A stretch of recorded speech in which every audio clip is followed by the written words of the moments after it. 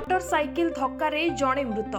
गजपति जिला पारलाखेमुंडी स्थित गजपति स्टाडियम निकट इंडियन ऑयल पेट्रोल पंप सम्मुख मुख्य रास्त सड़क दुर्घटन जड़े 63 वर्षीय वृद्धंकर मृत्यु घटी। मृत व्यक्ति जनक हेले दामोदर बिहार आर्थत्राण पंडा बोली सूचना मिली। सूचना अनुसार आर्थत्राण बाबू मंदिर जाई रास्ता क्रॉस करी घर को फेरुवा बेले पुरुणी ग्रामर एस किरण नामक जड़े युवक बाइक जोगी धक्का देइथिबा जानिबाकु मिलिछि। बाइकटीर बेग अधिक थिबा जोगु वृद्ध जनक छिटिकी पड़ी घटनास्थल में मृत्युवरण करथिबा बेले बाइक चालक जनक मध्य आहत होई चिकित्सित हेउथिबा जानिबाकु मिलिछि। घटनास्थल में पुलिस पहुंची तदंतपूर्वक शव को उद्धार करी पारलाखेमुंडी जिला मुख्य चिकित्सालय को व्यवच्छेद पई पठाइछंती। अन्यपटे घटनार तदंत पर सठिक सूचना दियाजिबो बोली पारला पुलिस पक्षरु सुनिबाकु मिलिछि।